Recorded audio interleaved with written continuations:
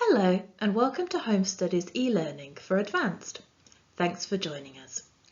In this video, we'll take a look at Reading and Use of English Part 1, the Multiple Choice Cloze. We'll look at this part of the exam in detail and talk about what it tests. We'll give you tips and strategies to approach the question, as well as some practice exercises. Before you get started, it's a good idea to print out the PDF handout of this unit so you can easily make notes and underline key information during the tasks. Or if you don't have a printer, you can download it to a different device and use a highlighting tool for note-taking. Okay, so before we delve into how to deal with the multiple choice cloze, let's have a quick overview of the Reading and Use of English paper. First of all, you have 90 minutes to complete the whole paper. That's really not very long to complete the whole exam. The exam is made up of 8 parts and contains a total of 56 questions. Although you can underline things and make notes on the question paper, you need to write your final answers on the separate answer sheet. It's really important that you remember to transfer your answers. Answers written on the question paper will not count and you won't receive any marks for them. Unlike the listening exam, you don't get extra time at the end of the exam to transfer your answers. You must do this within the 90 minutes. So the best idea is probably to do it as you go along.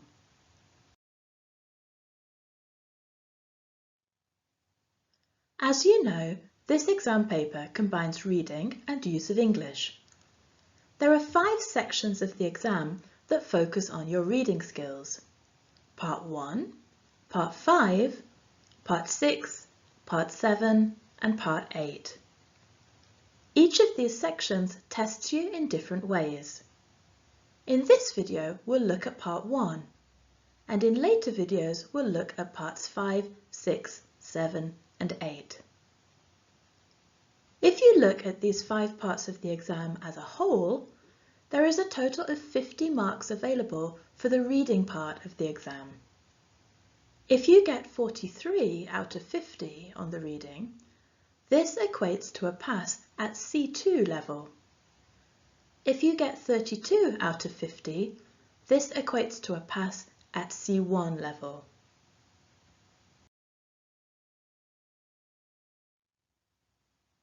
So we've talked about the reading side of the exam paper. What about the use of English focus? There are 3 sections of the exam which focus on use of English. There's Part 2, Part 3 and Part 4. We'll look at these in greater detail in later videos in the series. Regarding the marking, there are 28 marks available in these 3 sections of the exam. Getting 23 out of 28 equates to a pass at C2 level, and getting 16 out of 28 equates to a pass at C1 level. Okay, first let's take a look at what Part 1 of the exam involves. Part 1 is the multiple choice cloze. In this activity, you'll be presented with a text with 8 gaps. You need to complete the gaps. There'll also be an additional gap at the beginning, number 0, which is an example. Along with the text, you'll be given a list of multiple choice answers. There are 4 options for each gap, A to D. For each gap, you need to choose the correct answer, A, B, C or D. Remember, there's only one correct answer for each gap. In Reading and Use of English Part 1, the focus is on meaning or content words, not grammatical words. So the options probably won't include things like prepositions, articles or determiners. And finally, each correct answer is worth 1 mark. So there's a total of 8 marks available in Part 1. Okay, now let's look at some tips that can help you to do well in this part of the exam. First of all, the text you're given usually have headings or titles. Remember to look at the title as it will quickly introduce the topic of the text. Then, before you look in detail at any of the gaps, skim read the text so that you get the gist or the general meaning of the passage. During the exam, you won't have access to a dictionary and there will be words you don't understand.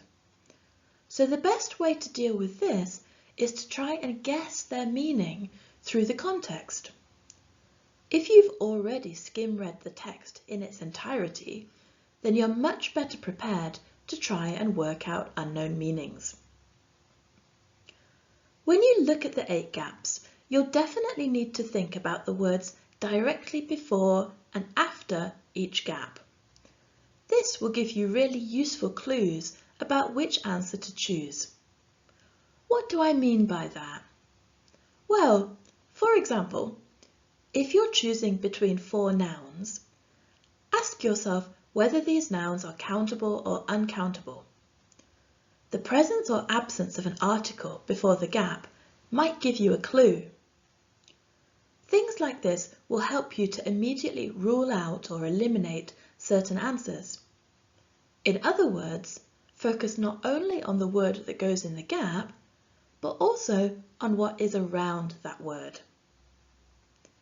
Lastly, don't spend too much time on one question. It's tempting to spend as much time as it takes to find the correct answer. But even with the helpful tips we've discussed, to some extent you either know the answer or you don't in this section. Remember, this is just the first part of the exam. Try to go fairly quickly through this section.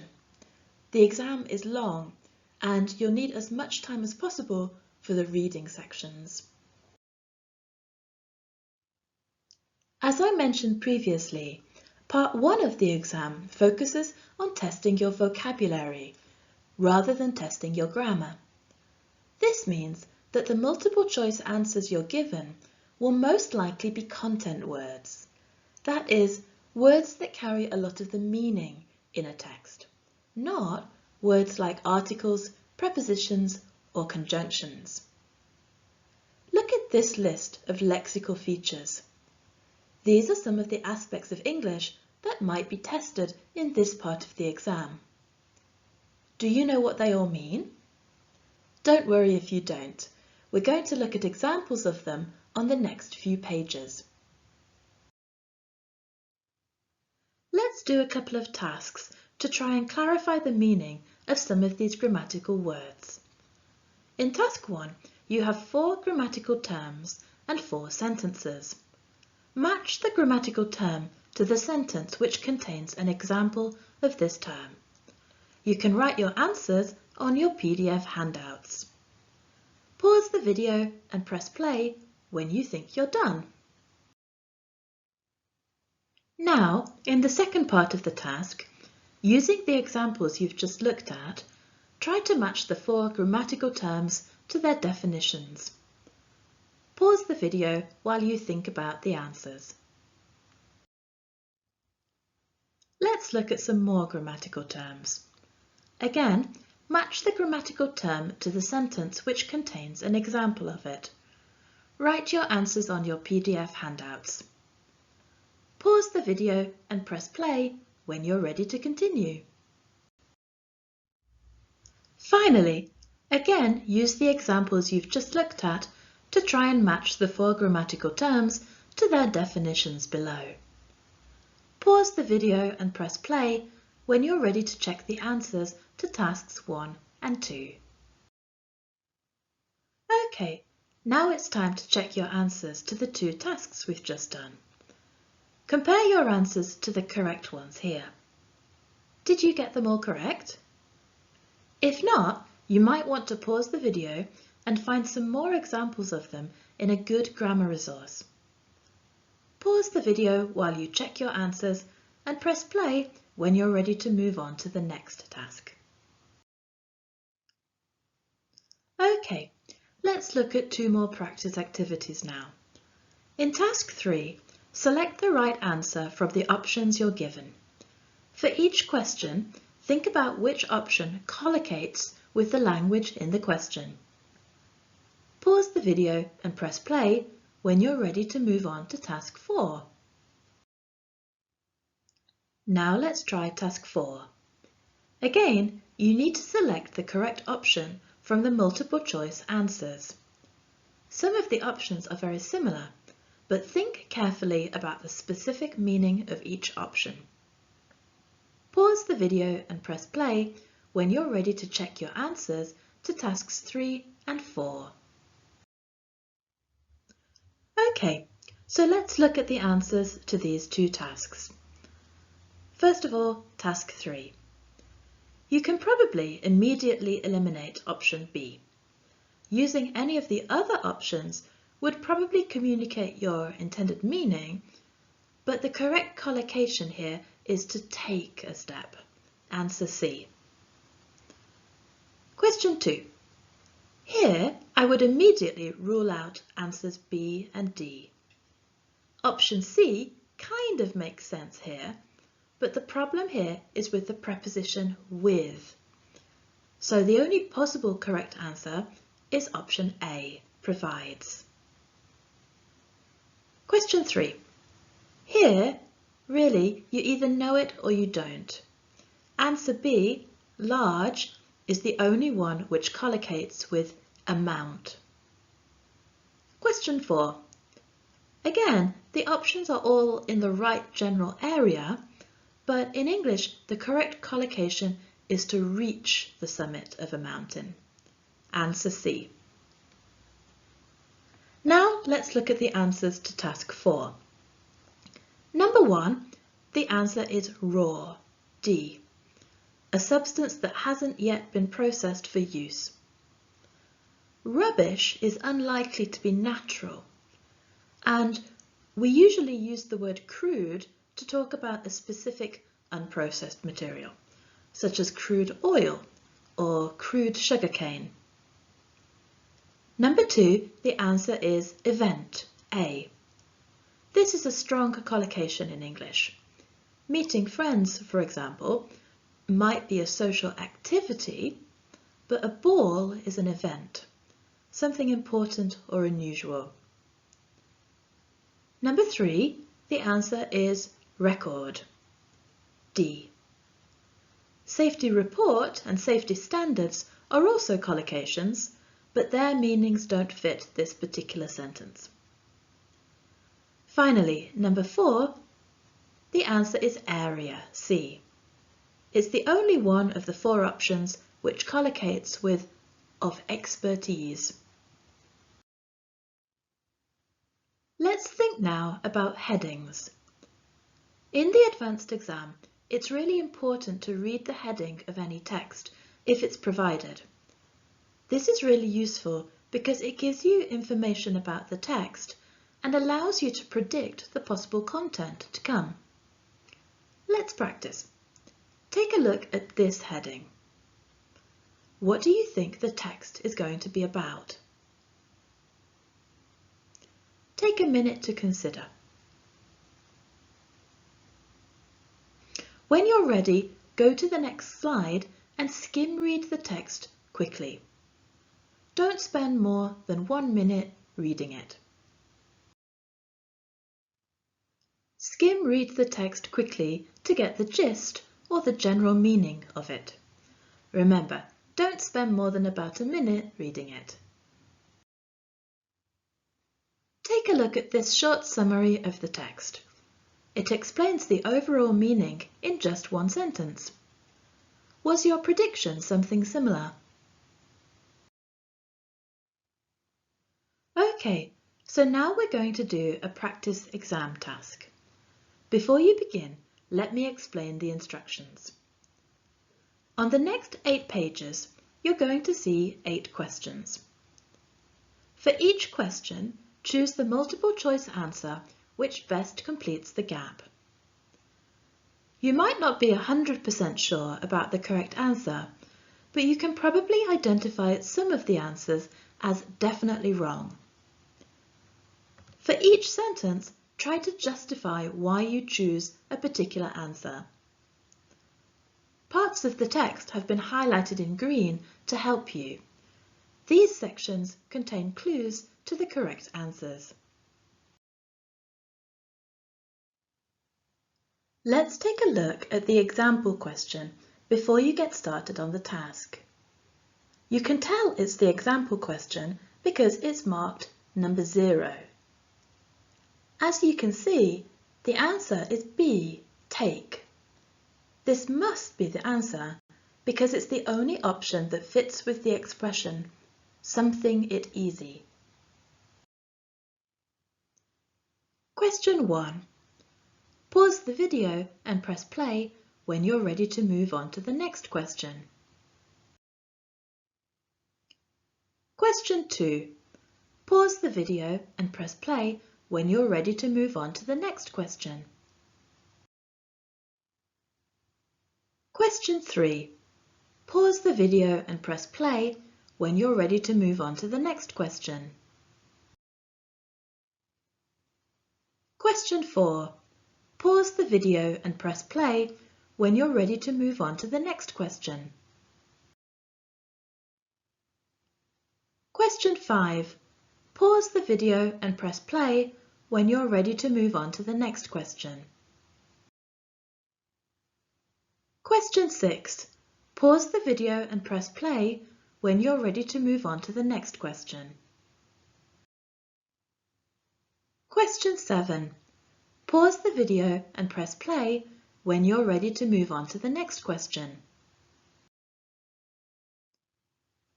Question 8. Pause the video and press play when you're ready to check your answers. Okay, let's take a look at your answers now. So question 1, the answer is C, reveals. It's logical that a survey would reveal new information. D wouldn't make sense because conceal is the opposite of reveal.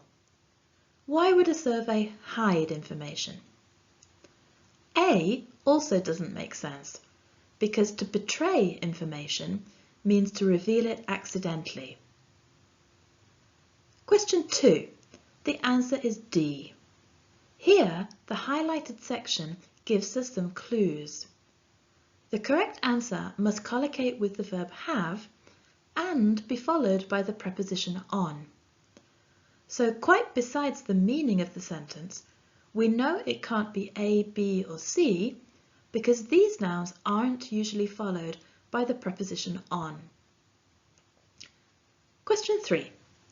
The correct answer here is B. Technically, answer C could be true too, but the focus of the text is on health, not financial savings. Question 4. The answer we need here is D.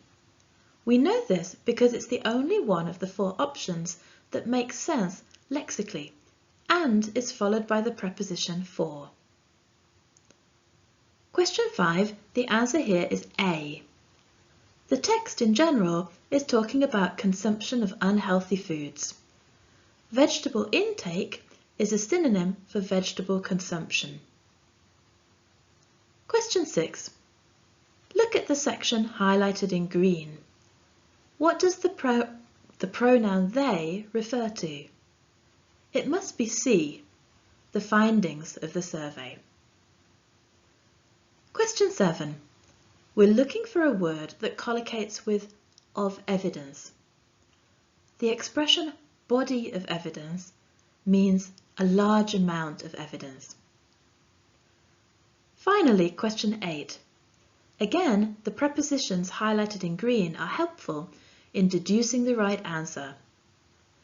It can't be A because that would be followed by a noun, for example, moments of clarity or moments of sadness. The correct answer is C, in terms of.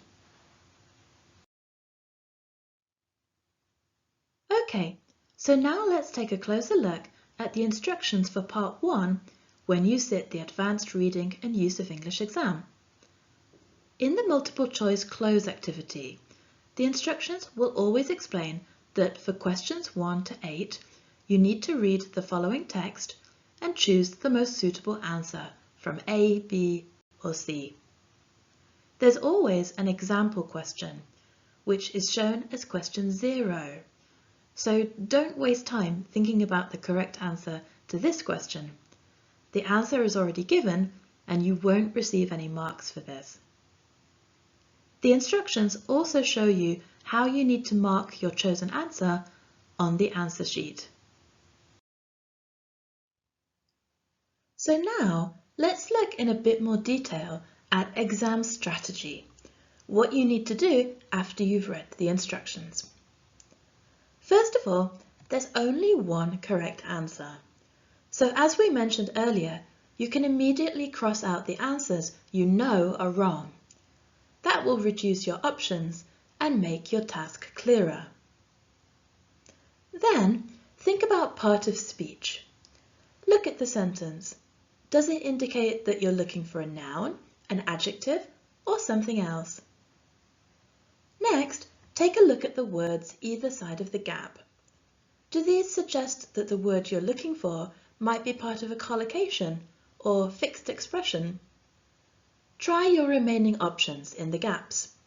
Do you notice any familiar collocations? Next, think about prepositions. Are any of the surrounding words in the text prepositions? Look at your options.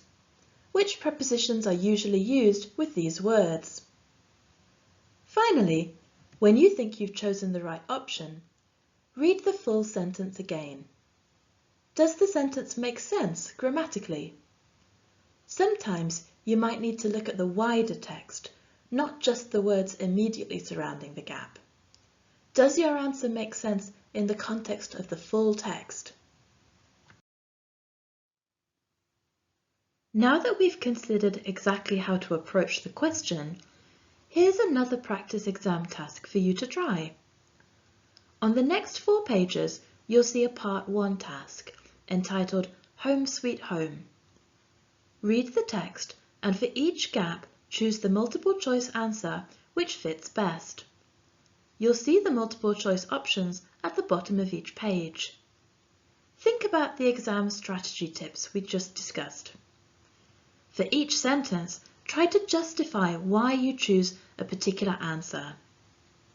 Now, pause the video and press play when you're ready to move on to questions 3 and 4. Pause the video and press play when you're ready to move on to questions 5 and 6. Pause the video and press play when you're ready to move on to questions 7 and 8. Pause the video and press play when you're ready to check your answers. Okay, time to go over your answers. Remember that question 0 is an example and you don't need to answer it. So let's look at number 1. The correct answer is C. It's the only option that really fits with the preposition into. Number 2, the answer is A. A big clue here is that attitudes often collocates with the preposition towards, whereas the other possibility, ideas, usually collocates with the prepositions about or on. In question 3, the answer is B. Rise to a challenge is a common verb-noun collocation in English. A is most commonly used when it comes to physical activity, such as mountain climbing. C is most often used in the context of birds or prices. And D is often used about numbers, or, for example, your toe if you drop something on it. Question 4. The answer here is D. There are several possibilities here, but only D makes sense in the context of environmental responsibility mentioned earlier. Question 5. The answer is B. This is the only option that can be followed by somebody to do something. Question 6, the answer is D. This is the only one of the 4 options that fits grammatically here, being able to be followed by an adjective plus enough. Question 7, C is the only answer that fits between the 2 prepositions in and of. And question 8, given a choice of 4 adverbs, B is the only one that fits given the context of changing times and habits. So, how many correct answers did you get out of 8? And that brings us to the end of Reading and Use of English Part 1, Multiple Choice Cloze. Thanks for taking the time to watch this video. I hope it's been really informative. Before I leave you, I just want to give you one final tip. Never leave a question unanswered.